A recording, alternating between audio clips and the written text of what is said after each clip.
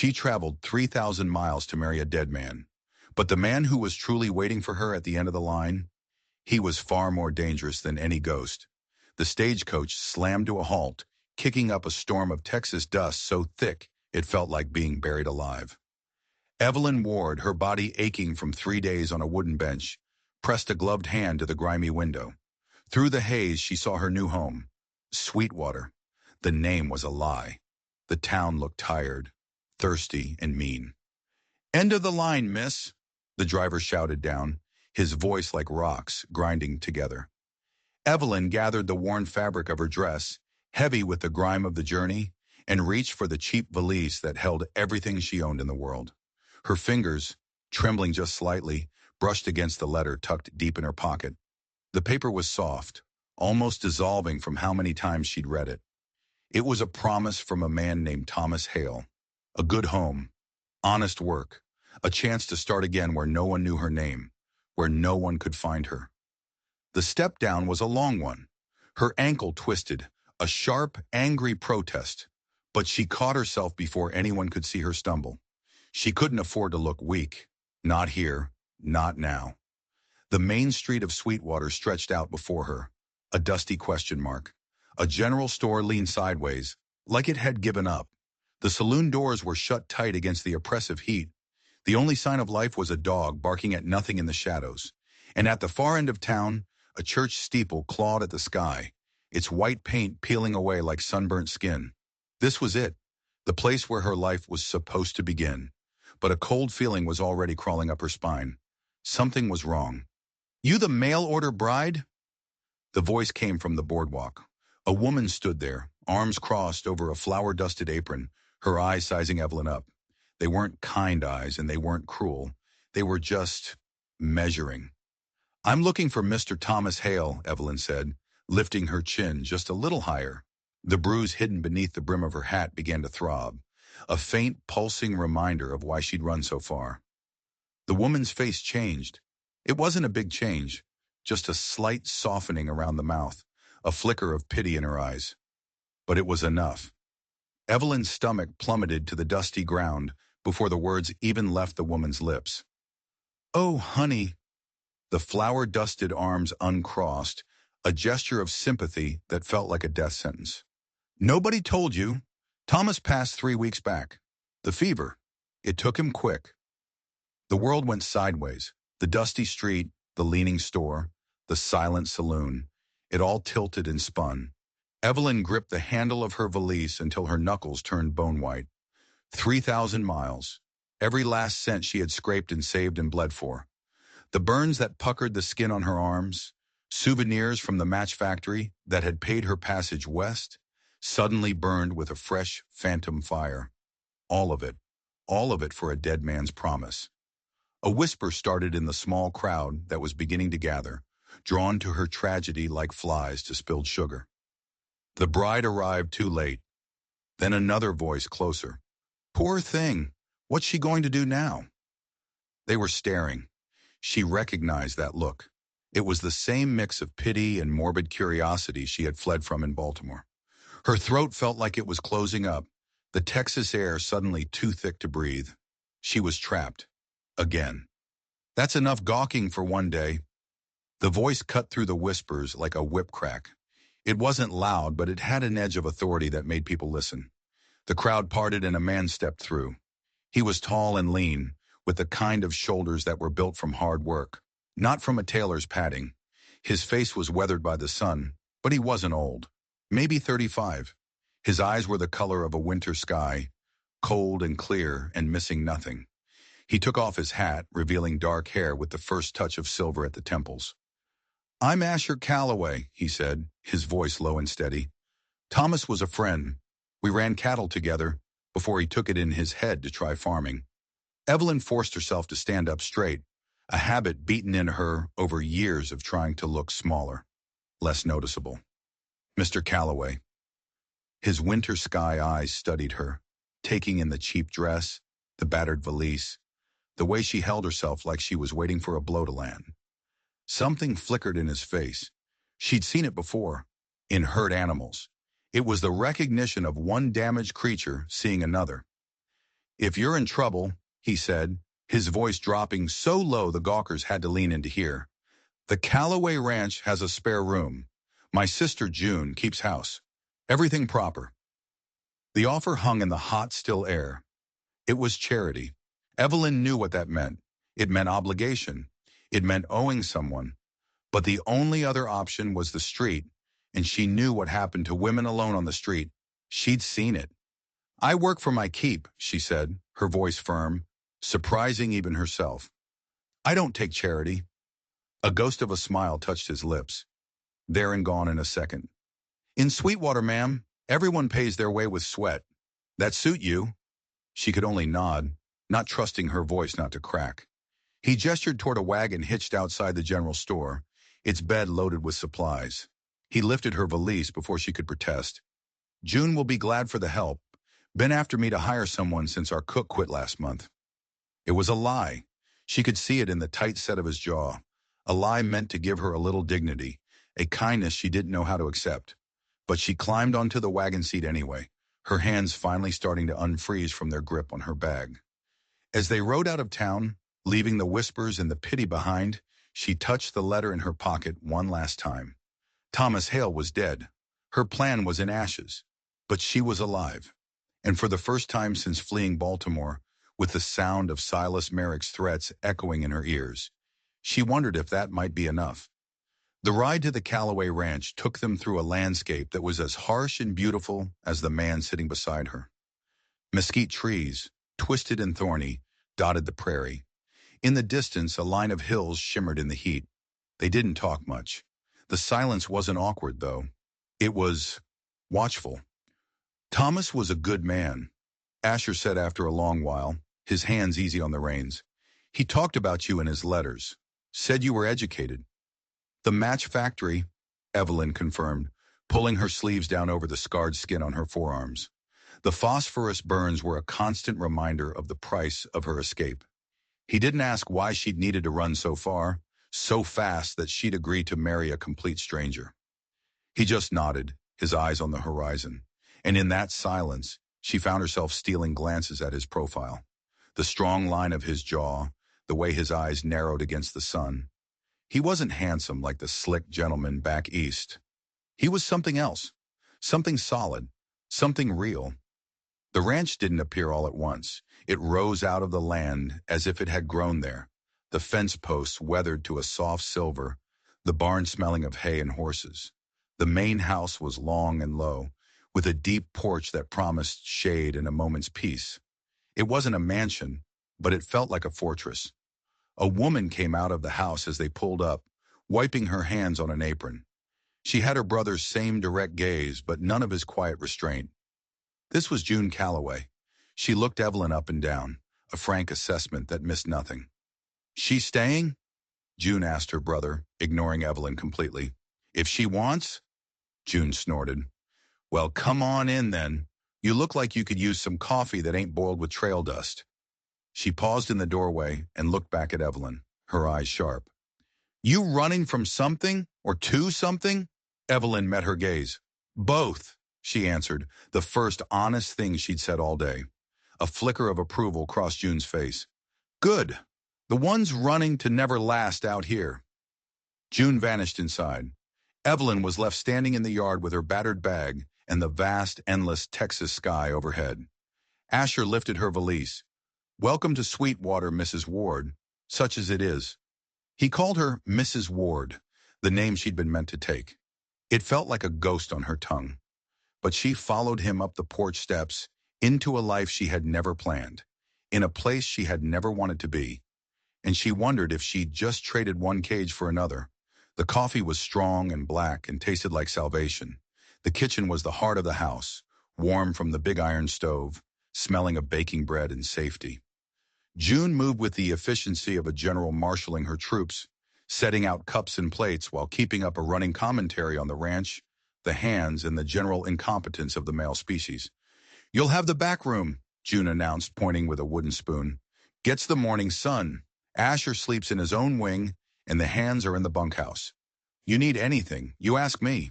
Got it?" It was more than she'd hoped for, more than she deserved. The simple, no-nonsense kindness of it was a threat to the tight control she kept on her emotions. She wrapped her hands around the warm coffee cup, letting the heat seep into her bones. "Thank you," she managed to say. June just waved it away.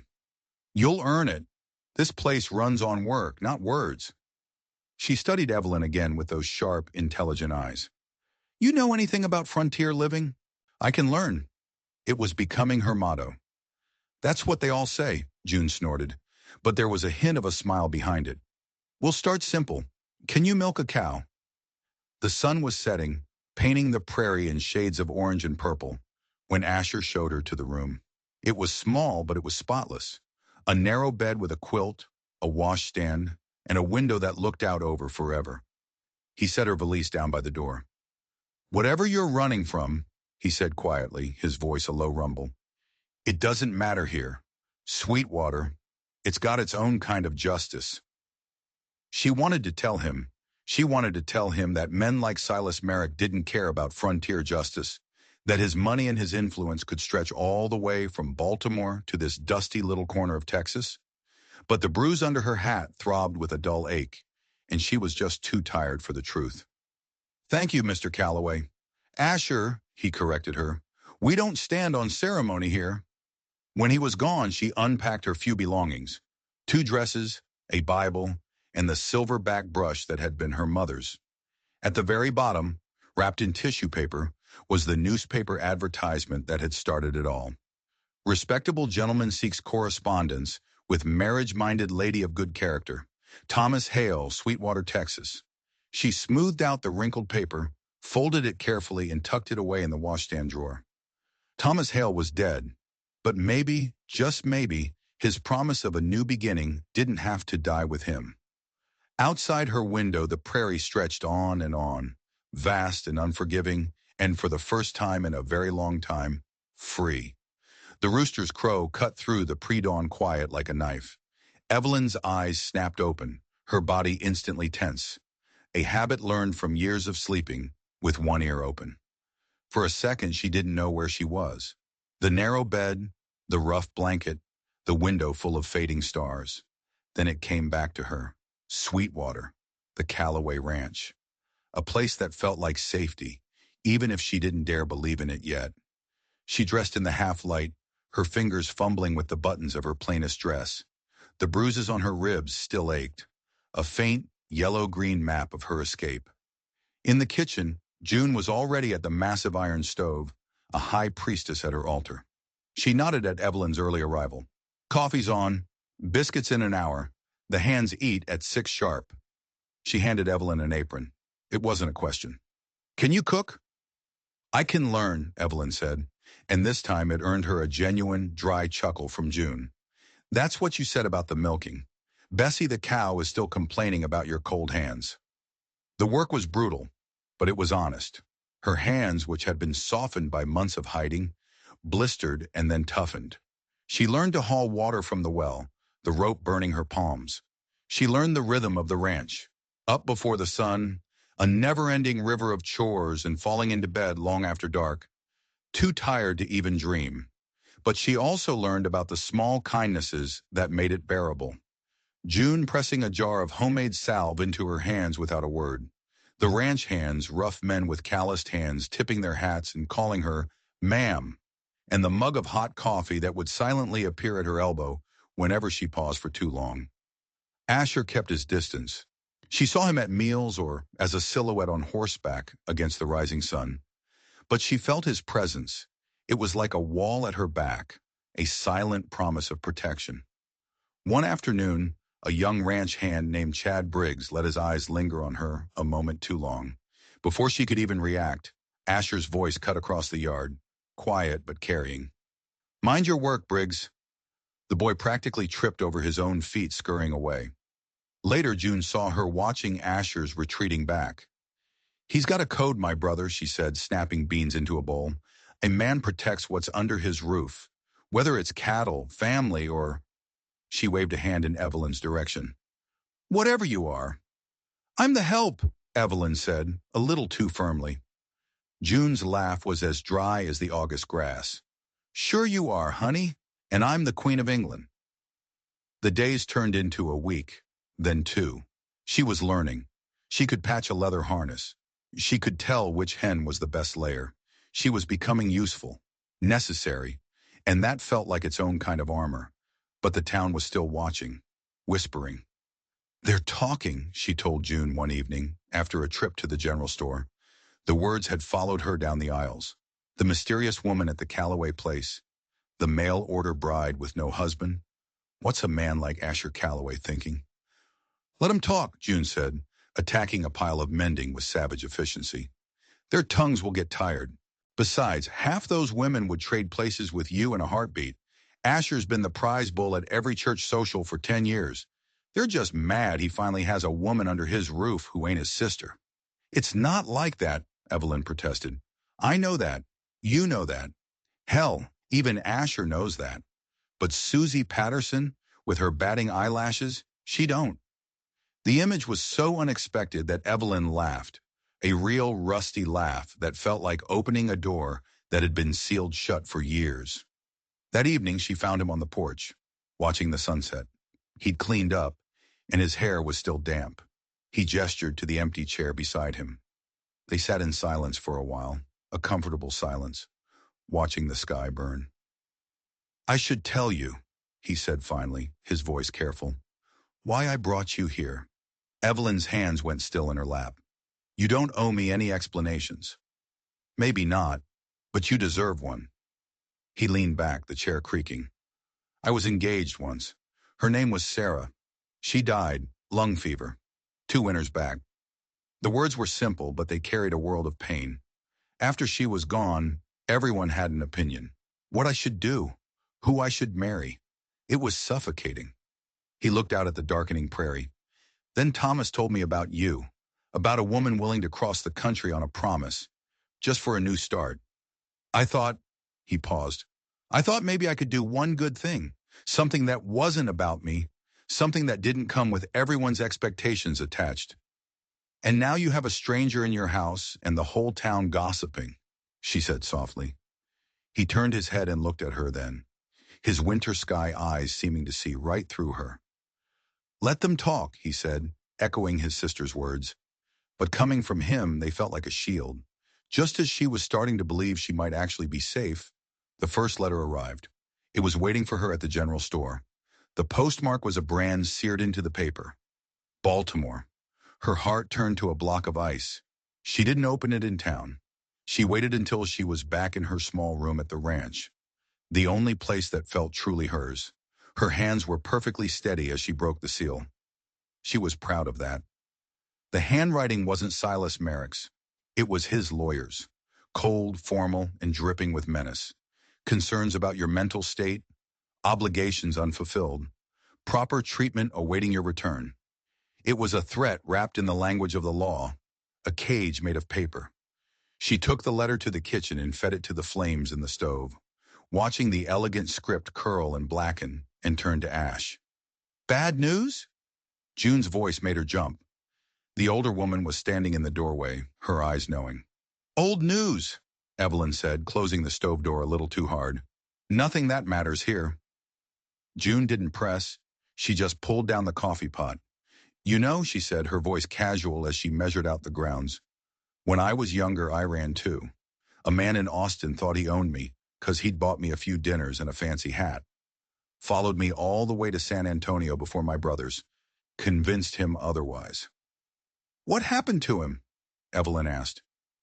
June's smile was thin and sharp. "Oh, he lived.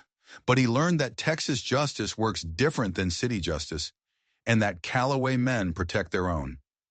The message was clear.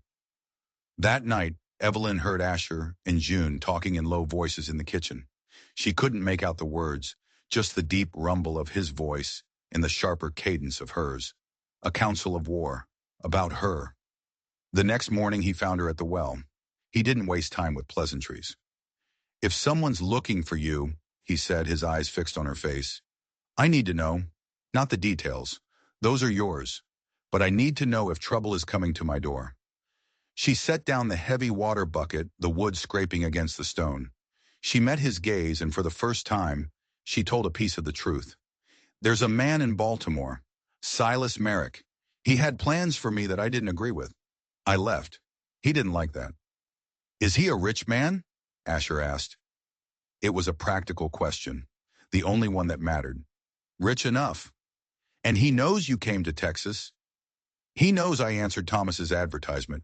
He's smart. He'll figure it out eventually. Asher nodded slowly, processing. He picked up her bucket, the muscles in his forearm tightening as he took the weight.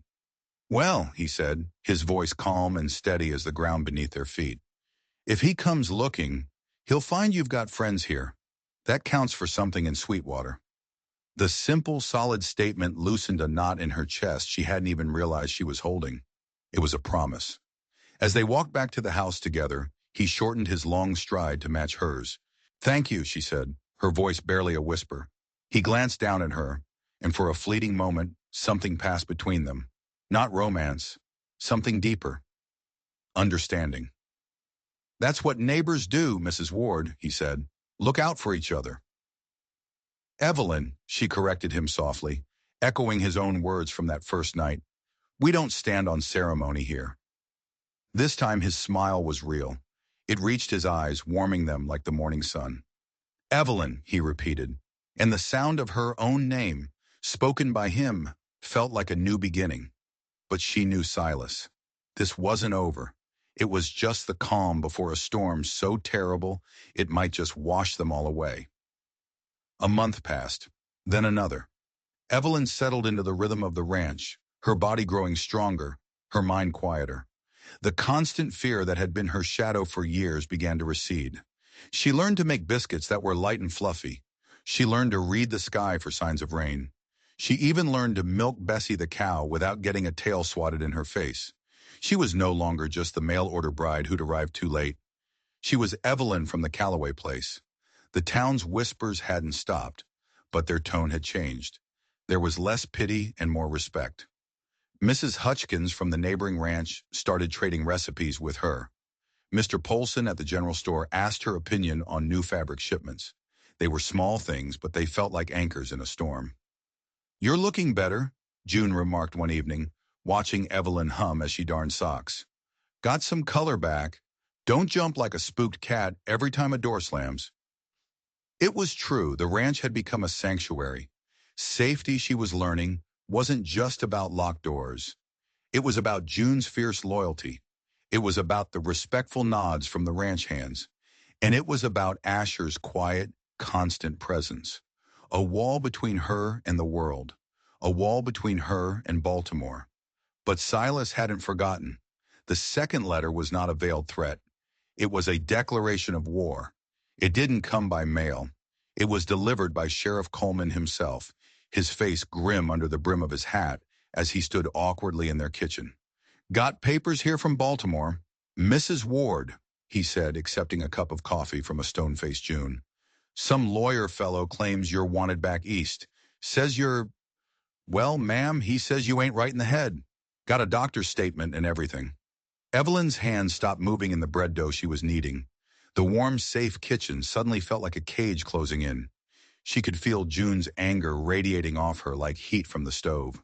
She could feel Asher, leaning against the doorframe, go perfectly still. May I see them? Her voice was a thin, tight wire. The papers were official, embossed with the name of a prestigious Baltimore law firm. The words leaped off the page, each one a nail in her coffin. Mental instability requires immediate treatment. Legal guardian appointed for her own protection.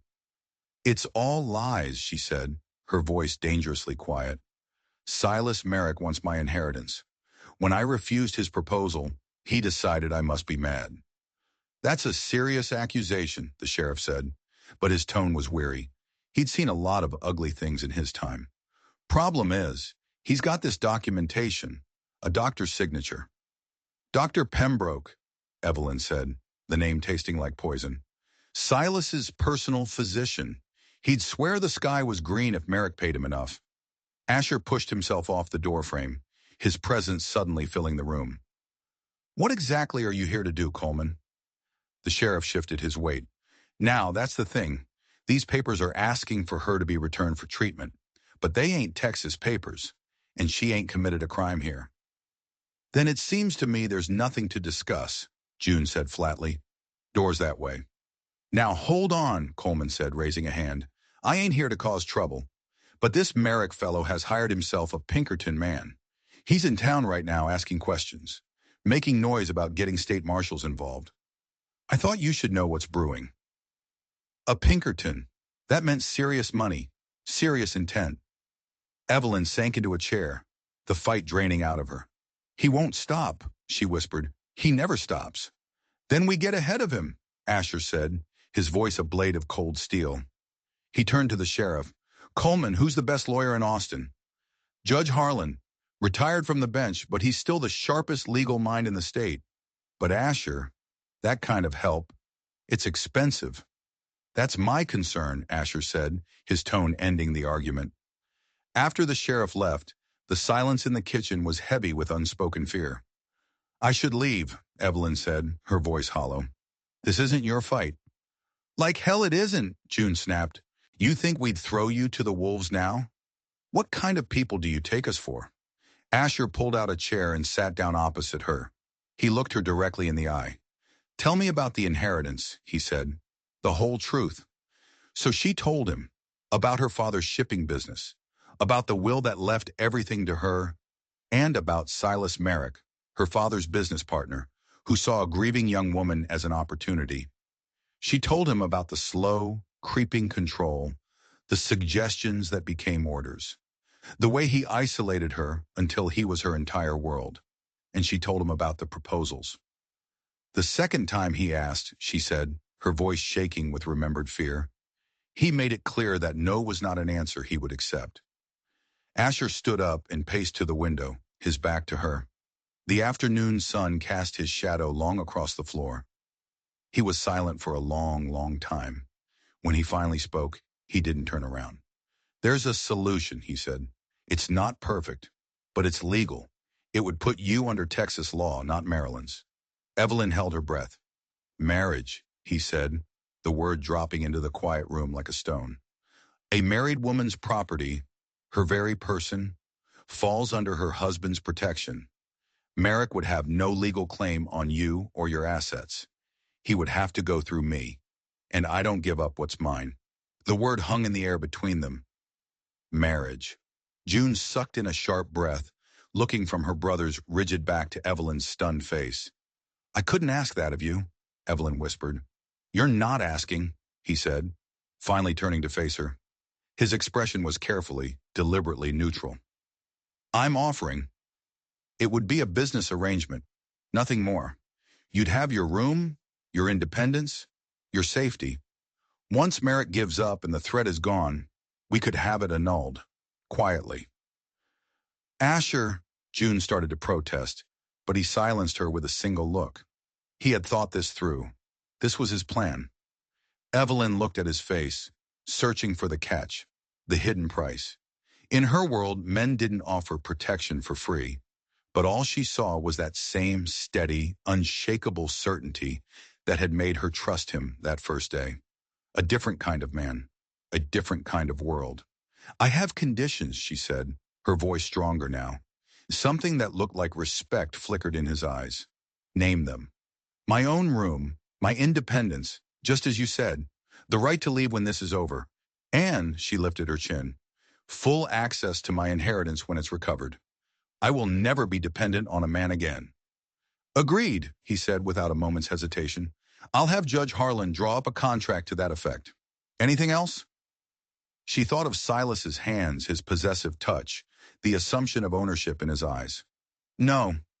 Expectations of wifely duties. A faint flush touched his high cheekbones, but his voice was steady. Understood. This is protection, not that.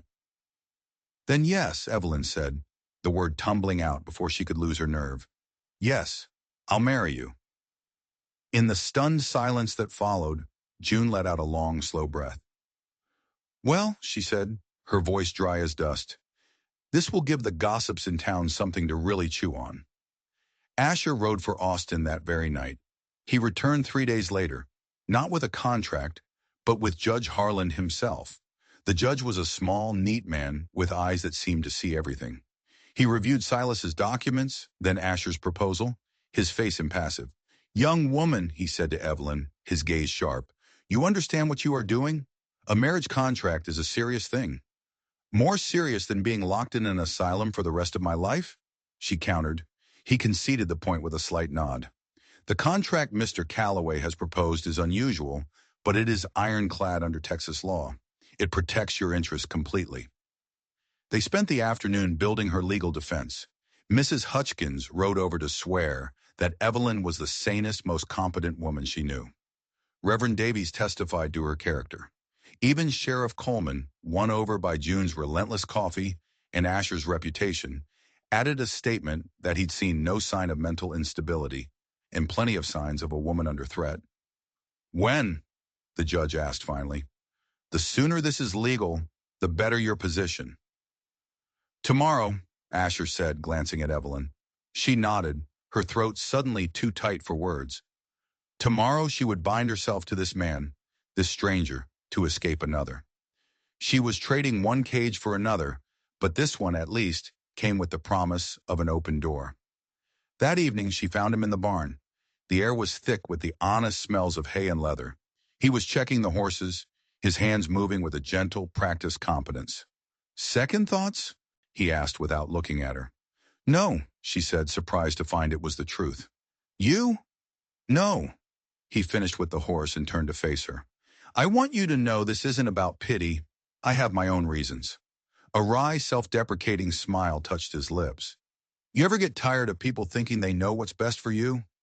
Every widow and rancher's daughter in 3 counties has tried to marry me off since Sarah died. This way, I get some peace, and you get protection. Seems like a fair trade. And when people find out it isn't real—" "What's real?" he countered, his gaze steady. "You'll live here. You'll work here. You'll be part of this place. That's real enough for Sweetwater." She watched him, this quiet, solid man who was about to turn his life upside down for her. "Why do you trust me? You barely know me." "I know enough," he said simply. "You work hard. You don't complain. You've got steel in your spine. What else matters?" As she walked back to the house under a sky spilling over with stars, she thought about his question. What else mattered? Tomorrow she would become Mrs. Asher Calloway. She would sign her name next to his, trading one uncertain future for another. But for the first time in a very, very long time, she felt a flicker of something she had almost forgotten. It felt a little like hope. The morning of the wedding dawned unnaturally still. Evelyn stood in front of the small mirror in her room, pinning her mother's cameo at the collar of her best Sunday dress. It was dark blue wool, respectable and plain. A dress for a business transaction, not a celebration. Her hands were steady. She focused on that. A knock at the door, and then June entered, carrying something wrapped in tissue paper. "This was our mother's," she said, her voice softer than Evelyn had ever heard it. She unwrapped a shawl of cream-colored lace, so fine it looked like spun moonlight. Asher thought, "You might want something to mark the day." The unexpected kindness was a physical blow. Evelyn felt her careful composure start to crack. "Don't you go getting sentimental on me now," June said gruffly, but her eyes were suspiciously bright. "Mama always said a bride should have something special, even if, even if the circumstances are unusual." Evelyn draped the shawl over her shoulders. It smelled faintly of lavender and old memories, and wearing it, she felt a little less alone. The parlor was filled with wildflowers in mason jars. The ranch hands stood awkwardly in clean shirts. Mrs. Hutchkins beamed from a corner. Judge Harlan stood by the window with his documents, and Reverend Davies stood by the fireplace. And beside him stood Asher. He wore a black suit, and he'd shaved so close his jaw looked like it was carved from stone. When he saw her walk in, his expression changed. Just for a second. It wasn't pity. It was appreciation. It made her breath catch in her throat. "You ready?" he asked quietly as she came to stand beside him. "As ready as anyone can be for a business arrangement in front of God and all these witnesses," she murmured back. A corner of his mouth twitched. The ceremony was short and simple. When the Reverend asked the questions, their answers were firm. "I do." His voice was a solid, reassuring rumble. I do. Her own voice miraculously did not shake. Asher produced a plain silver band. It wasn't a family heirloom, she noted with relief. It was new, bought for this purpose. His calloused, warm fingers trembled just slightly as he slipped it onto her hand. By the power vested in me by the state of Texas, the Reverend declared, I pronounce you husband and wife. He paused, looking between them. You may, uh, shake hands. A nervous laugh rippled through the room. Asher solved the awkward moment by taking her hand and pressing a brief formal kiss to her knuckles. His eyes met hers, and in them she saw a question she didn't know how to answer. Congratulations, Mrs. Calloway, he said, his voice a low vibration she felt all the way to her toes. Mrs. Calloway. The name felt strange, like a coat that didn't fit. While the others ate cake, the judge had them sign the papers. The marriage contract was a fortress of legal protection for her, her inheritance, her freedom, her right to leave. All of it was there in black and white. This should hold up in any court, the judge said with satisfaction. The party was soon over. The witnesses left, and the newlyweds were alone with June in the suddenly quiet house. The air crackled with a new, strange tension. I'll move my things to the barn loft, Asher said, breaking the silence. Give you your privacy? That's not necessary, she protested. This is your house. It's our house now, he corrected her gently, and it wouldn't be proper. Not if we want the town to believe this is real. The wedding night, she hadn't let herself think about it. What people would assume, the whispers, the thought of strangers imagining her in Asher's bed made her feel sick. Let them speculate, Asher said, his jaw tight. He picked up his hat. Our business is our own. He left then, heading out toward the pastures, and she suspected he was as desperate to escape the awkwardness as she was. June watched her with those knowing eyes. You all right, honey? I don't know what I am, Evelyn admitted. This morning I was Evelyn Ward, hired help. Now I'm Mrs. Asher Calloway, wife of the most respected rancher in the county. I don't know what that means. It means you're protected, June said practically. It means that Snake from Baltimore can't touch you. The rest of it, that'll sort itself out, or it won't. The afternoon stretched on, long and strange. She was feeding the chickens, the new silver ring feeling heavy and foreign on her finger, when she saw them. 3 riders on the horizon, moving fast, kicking up a cloud of dust that meant trouble. Her heart slammed against her ribs. She recognized the lead rider's fine eastern coat, his stiff posture. It was the Pinkerton, the lawyer. Trouble had arrived, and it was riding straight for her new home. June! Evelyn called, her voice tight with panic. But June was already on the porch, a shotgun resting in the crook of her arm, as if it were a natural extension of her body. The riders pulled up at the gate. The leader was a young man with a handsome, smug face and a crisp Baltimore accent. I'm Henry Thornton, from Merrick Thornton and Associates, he announced. I'm looking for a Miss Evelyn Ward. I have urgent business regarding her welfare. No one here by that name, June said, her voice flat and cold. Thornton's eyes scanned the yard and locked onto Evelyn. His smile was slick and condescending. Miss Ward, I've come a very long way to help you. Mr. Merrick is deeply concerned about you. Evelyn took a deep breath and stepped forward, the wedding ring on her finger suddenly feeling like a shield of solid steel. It's Mrs. Calloway, she said, her voice clear and strong. It's Mrs. Calloway now. The lawyer's professional smile faltered. I beg your pardon? I was married this morning, she said, lifting her chin. Legal and binding. Judge Harland himself presided. So whatever business Mr. Merrick thinks he has with me, he'll need to discuss with my husband. That's not possible, Thornton stammered, fumbling in his saddlebag. I have documents, medical testimony, which mean nothing here. Asher's voice came from behind her. He'd come in from the pasture, silent as a shadow, and now he stood beside her, solid as an oak tree. Tom Briggs and 2 other ranch hands materialized behind him, all of them armed. Thornton's eyes darted between the men, the lawyer in him doing a quick, nervous calculation. Mr. Calloway, I presume? Sir, I fear you have been terribly deceived. This woman is mentally unstable. She is prone to delusions. Funny thing about delusions, Asher said, his voice dangerously conversational. They don't usually help you milk 20 cows, bake 3 dozen biscuits, and keep a set of ranch books neat as a pin. As far as I can see, my wife is the sanest woman in Texas. She's a thief, Thornton tried, his voice rising in desperation. She stole from Mr. Merrick.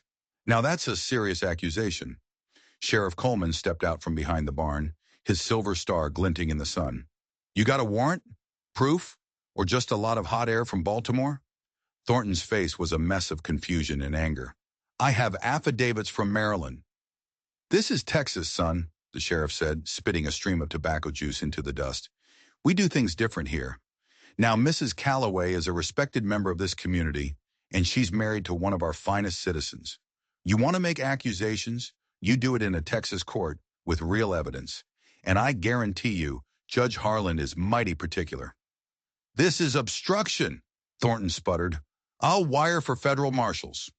You do that, Asher said mildly. In the meantime, you're trespassing. I'm asking you politely to get off my land. The two hired guns behind Thornton shifted, their hands moving toward their pistols. In an instant, the ranch hands raised their own rifles. The air went tight, thick with the promise of violence. Gentlemen, a new voice cut through the tension. Judge Harlan stepped out from the house, holding a piece of cake on a napkin. He'd never left. Perhaps I can save everyone a great deal of trouble. Mr. Thornton, is it? I'm Judge Matthew Harlan. I presided over the Calloway wedding this morning. I also reviewed the fascinating documents your employer sent. Legally, they're worthless here in Texas. A woman of sound mind, which Mrs. Calloway most certainly is, can choose to marry whomever she pleases. The judge took a bite of cake and chewed thoughtfully. As for these medical claims, well, Texas doesn't recognize the authority of a Maryland doctor who diagnoses a patient he's never actually examined. It's a curious practice, that. Thornton was defeated. He knew it. The law, the guns, the entire community, it was all lined up against him. Mr. Merrick will not accept this. Then Mr. Merrick can take it up with the courts, the judge said, his eyes glinting like ice. Of course, Mrs. Calloway would then be forced to present her own evidence about coercion, false imprisonment, assault, forged medical documents. It could get quite interesting. The threat, unspoken but crystal clear, hung in the air. Thornton gathered his reins, his face a mask of fury. This isn't over. No, Asher agreed, his voice calm, but it's done for today. Don't come back without the right papers, Mr. Thornton. Texas hospitality only stretches so far. They watched the three men ride away, their dust settling back onto the quiet land. Evelyn's legs finally gave out, and she sank onto the porch steps, trembling. Asher's hand landed on her shoulder, a warm, steady weight. You all right? She nodded. She wasn't. Not really, but she would be. Later that evening, after the adrenaline had faded, she found him on the porch. The wedding shawl June had given her was folded in her lap. I'm sorry, she said. I brought all this trouble to your door. Our door, he corrected her gently. He was quiet for a long time, watching the stars begin to appear. Sarah, he said finally, his voice rough with memory. The fever took her so fast. She died in my arms, and I couldn't do a damn thing to stop it. I swore I'd never stand by helpless again while someone was suffering. Not if I had the power to stop it. He looked at her then, the honesty in his eyes so raw it hurt to see. This wasn't the same, but it was close enough. The simple decency of it stole her breath. This man, this near stranger, was her husband. This was her home. It was all a lie, a legal fiction built to protect her. But as he watched the stars, a wall of quiet strength at her side, it felt more real than anything she had ever known. The dust from Thornton's departure had barely settled when the devil himself arrived in Sweetwater. Silas Merrick didn't ride into town with guns blazing. He slipped in like a disease, checking into the hotel under a false name, his fine Eastern suit a beacon of wrongness in the dusty town. Evelyn learned he was there from Mrs. Patterson at the general store, her eyes wide with the thrill of important gossip. A handsome man, if you like that polished type. asking questions about the Callaway Ranch, about you. The sack of flour in Evelyn's hands felt impossibly heavy. That night, the kitchen table became a war room. "He'll make his move soon," Evelyn said, twisting the new silver ring on her finger. "Silas has no patience for long games." "What's he capable of?" Asher asked, his voice low. Evelyn closed her eyes. "He's smart. He won't use open violence, not at first. He'll use charm, manipulation. He'll try to turn the town against you, against me. And when that fails—" She touched her ribs, a phantom ache. "He has a temper, but it's a cold, calculated rage. He enjoys it." The next morning, Silas appeared on their doorstep. He looked exactly as she remembered, a handsome predator in a perfectly tailored suit. His smile was warm, practiced, and full of false concern. "Evelyn, my dear," he said, as if they were old friends, "you've led me quite a chase." She stood in the doorway, a human shield with Asher and June at her back. "Mr. Merrick, my lawyer made my position clear." "Lawyers," he scoffed. "They complicate things. I've come to speak to you directly. You weren't well when you left, my dear. The strain of it all—" "I was perfectly well until you started putting laudanum in my tea," she said, her voice flat. His eyes hardened, but the smile never wavered. "Such delusions. Dr. Pembroke warned me this might happen." "Is that what we're calling it now?" Asher's voice cut in, cold and deep. He moved to stand slightly in front of Evelyn, a living wall between her and the monster on her porch. Silas's eyes swept over Asher, a flicker of contempt in their depths. "Mr. Callaway, I'm surprised to find a man of your standing mixed up in this sordid affair. I'm sure Evelyn has painted a compelling picture, but the truth is, she is ill. She needs my help." "Funny thing," Asher said, his voice deceptively mild. "I've been married to her for a while now. Haven't seen a single sign of this illness, unless you count being a damn hard worker and a good person as symptoms." "Marriage!" Silas spat the word, the gentlemanly mask finally slipping. "A transparent ploy. It can be annulled. For her own good." "That's for my wife to decide," Asher said, the emphasis on wife like a slap in the face. Silas's control snapped. He took a step forward. "You don't understand. She's violent. She has episodes. She attacked me in Baltimore." "Was that before or after you tried to force yourself on her?" June's voice, sharp as broken glass, came from the doorway. Silas's face turned a dark, mottled red. "How dare you? How dare you?" Evelyn said, stepping out from behind Asher. Her fear was gone, burned away by a white-hot rage. "How dare you come to my home and spin your lies? I have witnesses now, Silas. I have a family." "Your father should have beaten that spirit out of you," he snarled, the ugliness inside him finally showing its face. Asher took a subtle step forward. It was a small movement, but it was filled with deadly intent. "I think you should leave," he said, his voice still quiet. But now it held the promise of swift, brutal violence. Silas looked from Asher's cold eyes to June's shotgun to the determined set of Evelyn's jaw. He straightened his coat, pulling his shattered dignity around him. "Enjoy your little kingdom while it lasts, Callaway," he hissed, his eyes locking on Evelyn. "Everything burns eventually." The threat was not idle. That night a fire broke out at the hotel. It was contained to Silas's room, a careless accident with a lamp. But the message was clear. Accidents can happen. To anyone. To anything. They started keeping watch at night, the men taking shifts. The ranch, once a sanctuary, now felt like a fort under siege. Evelyn found Asher on the porch near dawn, a rifle across his knees. "My turn," she said. "You need to sleep."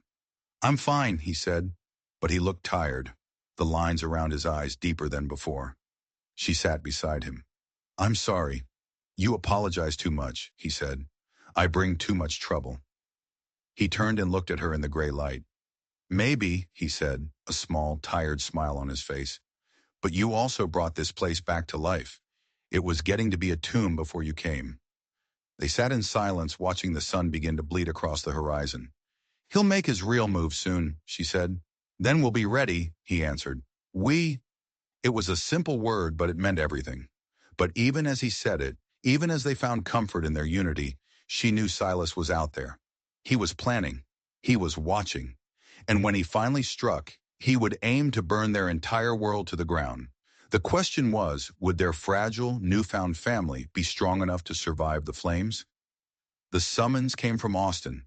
Silas had petitioned the state court, using his money and influence to force a hearing. He was formally challenging the marriage, claiming Evelyn was mentally incompetent and had been coerced by a fortune-hunting rancher. It was a lie, but a lie told in a courtroom could become the truth. The courthouse was an imposing limestone building, a temple to a kind of law that felt a world away from the simple justice of Sweetwater.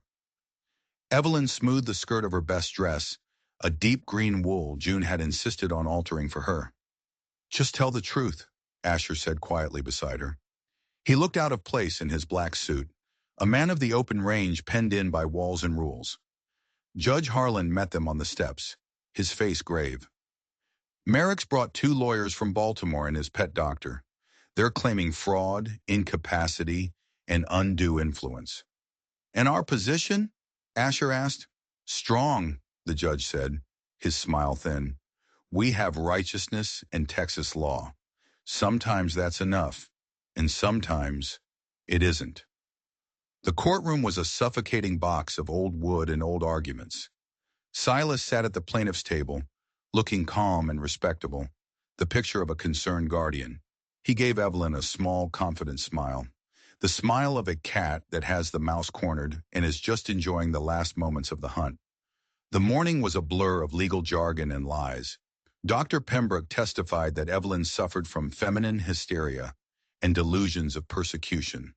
Under Judge Harlan's sharp questioning, he was forced to admit he'd never actually examined her alone, that his diagnosis was based entirely on what Silas had told him. But the mud had been thrown. In the afternoon, their own witnesses took the stand. Mrs. Patterson, surprisingly, had made the journey, and she declared to the court that Evelyn was the most level-headed woman in Sweetwater. Sheriff Coleman testified about Silas's threats and the suspicious fire. Then it was Evelyn's turn. Her legs felt like they were made of water as she walked to the witness stand.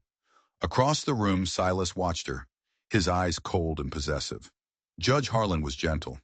"Mrs. Calloway, tell us about your relationship with Mr. Merrick." So she did. She told them everything. The locked doors, the drugged tea, the isolation, the constant, suffocating control. The proposals that were not requests, but demands. The way he had tried to systematically erase her, to turn her into a doll that he could control. "He told me I was fragile," she said, her voice shaking but clear. "He said I needed his protection. When I tried to leave," she instinctively touched her ribs. "He showed me what happened to ungrateful women." An objection was shouted. The Baltimore lawyers called her a liar, a fantasist. But she held on to the truth. She spoke of the desperate flight to Texas, of arriving to find her only hope dead. And then she looked at Asher. "Then Mr. Calloway offered me shelter. He offered me work. And when Mr. Merrick tracked me down, he offered me protection. A legal arrangement, a marriage of convenience, with a contract guaranteeing my freedom. Everything Silas had tried to take from me."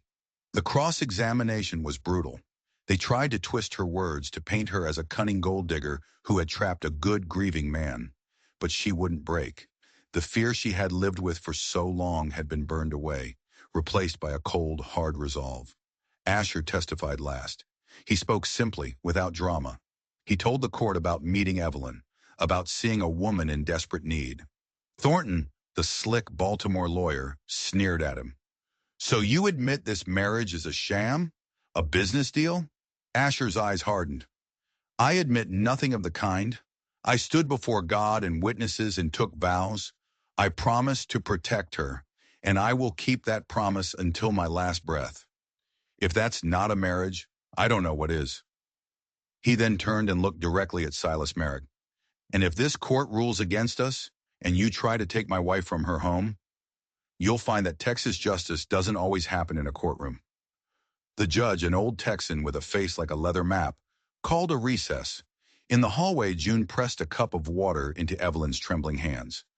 "You did good," she said fiercely. "You told them straight." When the court reconvened, the judge stared down at them from his high bench. This case, he began, his voice a low growl, hinges on one question. Is Mrs. Evelyn Calloway of sound mind? The medical testimony from the plaintiff is questionable at best. The testimony from her neighbors, her sheriff, and her pastor paints a picture of a competent, intelligent woman. The marriage, while unusual, is legal and valid under Texas law. He paused, and Evelyn's heart hammered against her ribs. Therefore, this court recognizes the marriage of Asher and Evelyn Calloway as valid. Mrs. Calloway is released from any and all guardianship claims by Mr. Merrick. A wave of sound washed through the courtroom. Silas leaped to his feet, his face purple with rage. But the judge wasn't finished. He slammed his gavel down. Furthermore, given the testimony regarding false imprisonment, assault, and financial fraud, I am referring this entire matter to the criminal courts for a full investigation. Mr. Merrick, you are not to leave the city of Austin. It was over.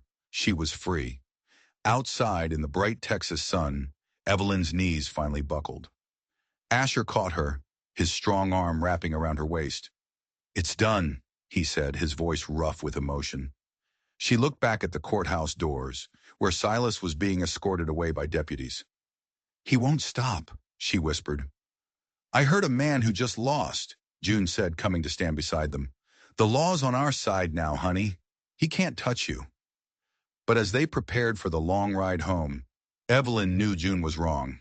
The law hadn't stopped Silas before.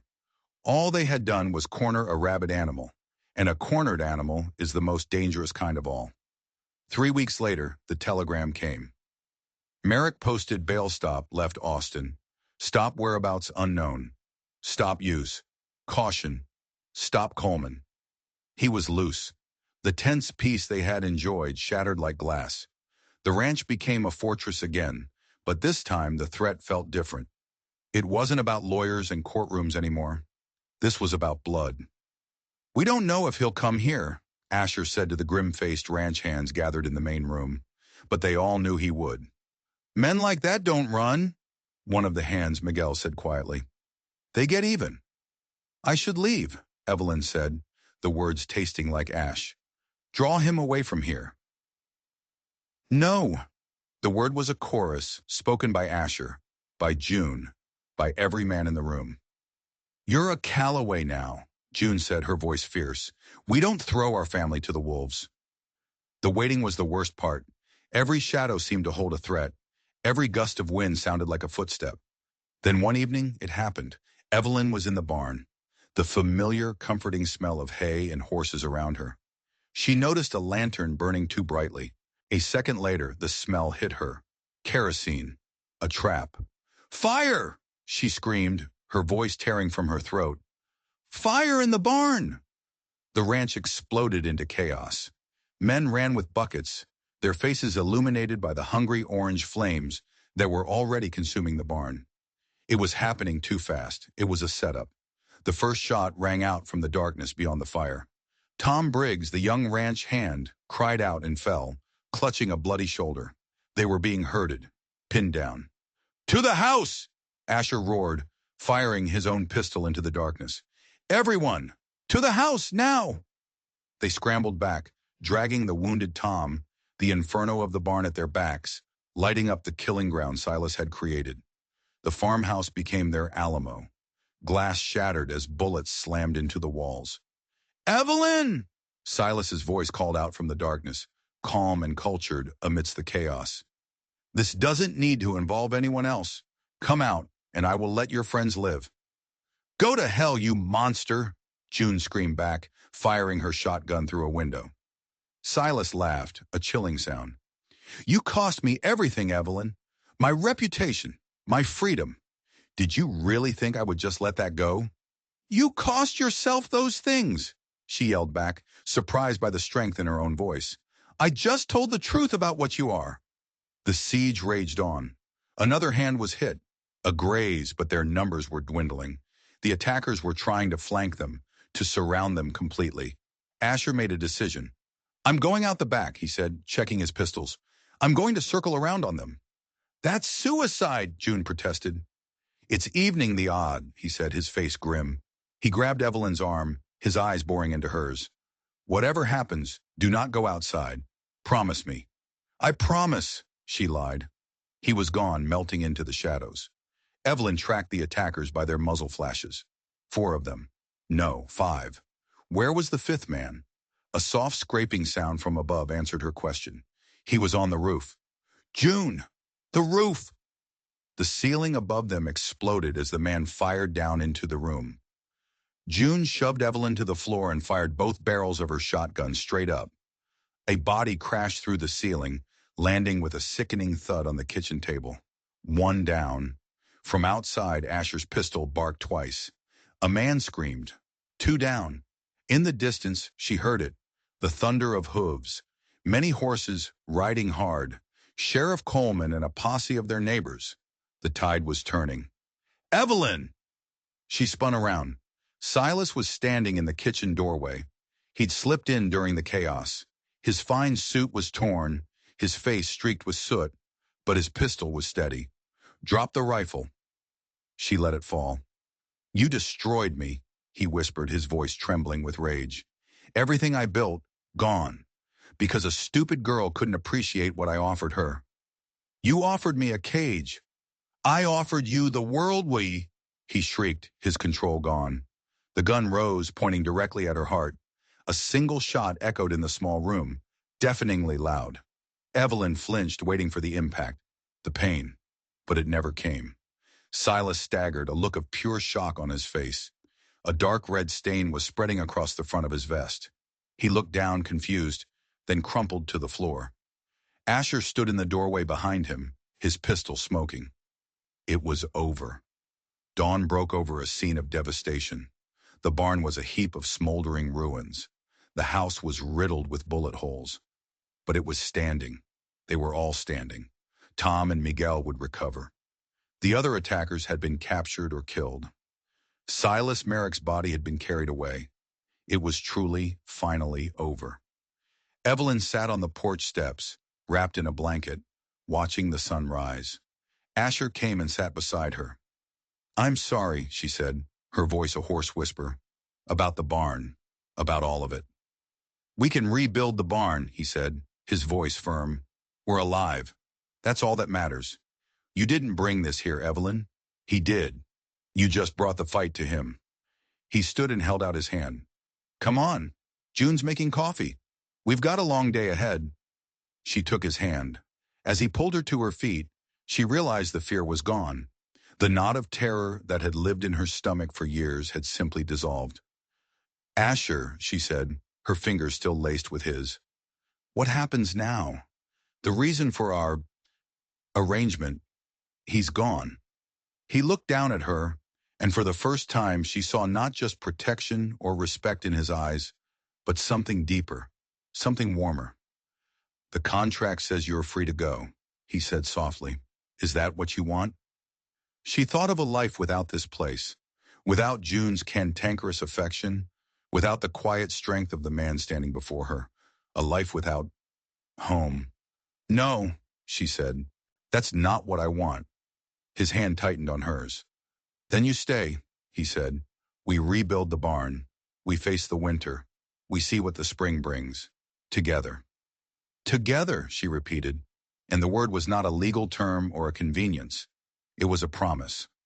As they walked back into the battered but unbowed house, back to the family she had found in the most unlikely of places, Evelyn Calloway knew she was finally, truly free.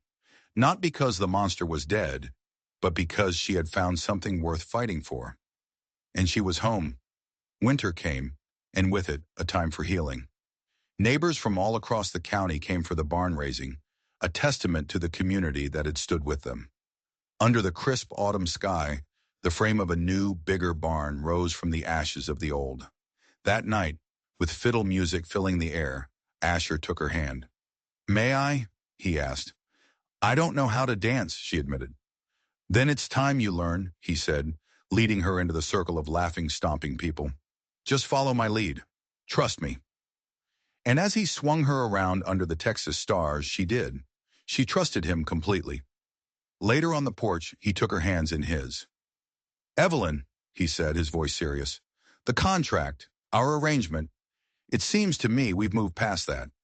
He took a deep breath. I'm saying maybe it's time we stop pretending this is just business. I love you, Evelyn. Not a dramatic, storybook kind of love. A quiet, steady love. The kind that lasts. Tears welled in her eyes. It stopped being business for me a long time ago, she whispered. A letter arrived that spring from Judge Harland. The investigation into Silas's affairs had uncovered a vast web of fraud. Her father's estate, her full inheritance, had been recovered. The enclosed bank draft was for a staggering amount of money, enough to go anywhere, do anything. Asher found her staring at it, her face pale. You're free, he said carefully. Truly free now. You can have any life you want. She looked up at him, at this good, honorable man who had offered her a shield when she needed it most. What if the life I want, she said, a slow smile spreading across her face, is being a rancher's wife in Sweetwater, Texas? Well then, he said, a look of profound relief washing over him. I'd say we have a ranch to expand, and a town that could use a new schoolhouse. First thing, though, she said, standing up and wrapping her arms around his neck, is a proper wedding. The last one served its purpose. But I want to marry you for real this time, Asher Calloway, with flowers and music and vows that we both mean with our whole hearts. Their second wedding took place in May, with the prairie painted in wildflowers. The entire county came. Evelyn wore a cream-colored silk dress, and when the Reverend asked the question, her "I do" rang through the church, clear and joyful. This time, when Asher kissed his bride, it wasn't for show, or for the law, or for protection. It was for love, real, hard-won, and unbreakable love. That night on their porch, under the endless Texas sky, she leaned her head against his shoulder. He had saved her, yes, but she had saved him too, from a life of quiet grief and loneliness. Together they had built something from the ashes, a home, a future, a family. Safety, she now knew, wasn't a place you could run to. It was something you built day by day, choice by choice, with people who saw your strength even when you couldn't. And love, she realized as her husband's arm tightened around her, was the strongest shelter of all. If you enjoyed Evelyn and Asher's story of courage and redemption, do me a favor and hit that subscribe button. It really helps the channel bring more tales of the Wild West to life. And I'd love to know, what was your favorite moment in their journey? Let me know in the comments below. I read every single one. Thanks for listening, and until next time, stay safe out there, partners.